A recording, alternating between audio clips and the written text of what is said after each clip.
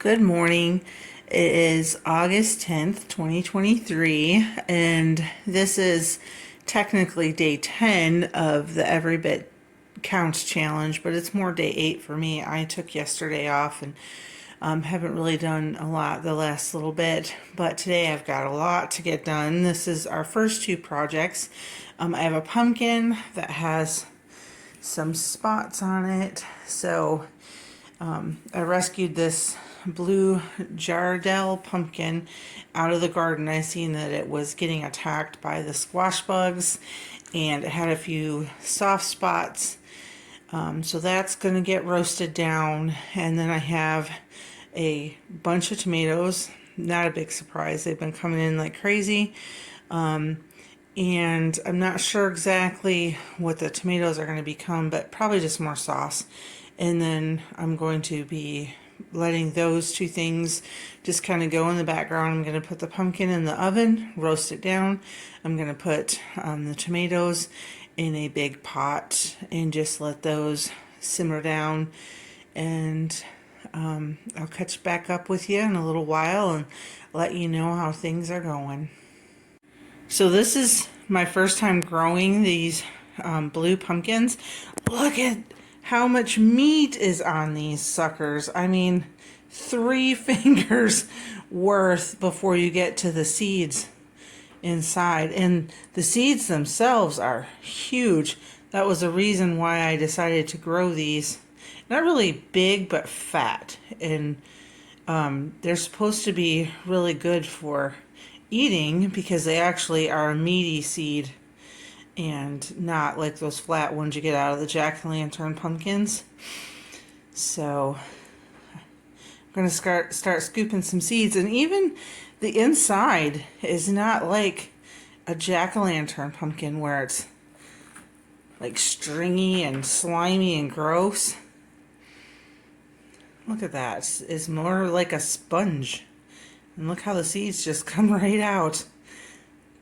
I like this a lot better. This is a new tomato to me. It is the Gilberti tomato. It's a paste tomato, and it's a large paste tomato, just for reference. It's very meaty. It's not watery. I find Roma tomatoes to be quite watery. These are delicious. The meaty texture, they have a really rich flavor, and I definitely am going to grow them again next year. The thing that I like is that this is a fasciated blossom. That's why I was showing the top, but it doesn't cat face. I had one that was at least 4 big. Here's another one. But there's no cat facing, so the top may not always look pretty from the weather or whatever, but you don't have to cut the bottom end off. It doesn't look bad at all, and there's not a lot of seeds in there. It's not super juicy, so definitely some food for thought if you're looking for a good paste tomato. I have a long white zucchini that grew to be massive. Let me see if I can, yeah, it's huge. It's as long as my arm.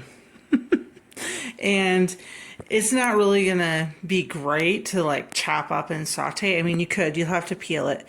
But what I'm going to do is I have an okay amount of tomatoes, but I know this is gonna cook down.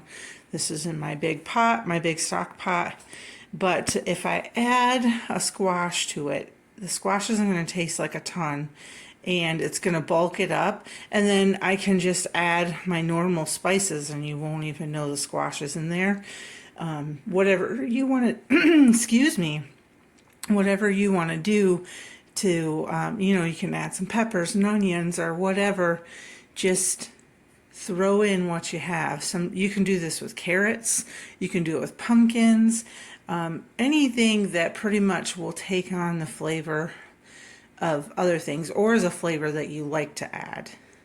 So there's just a little highlight, and I'm going to go ahead and throw this video up. I will show everything in the jars probably on tomorrow's video, but I need to get this video out. So we did the pumpkins, we did the tomatoes, and now we're going to do a squash. So that's 3 things preserved that won't go bad on me. So hope you enjoyed this video, and we'll see you tomorrow.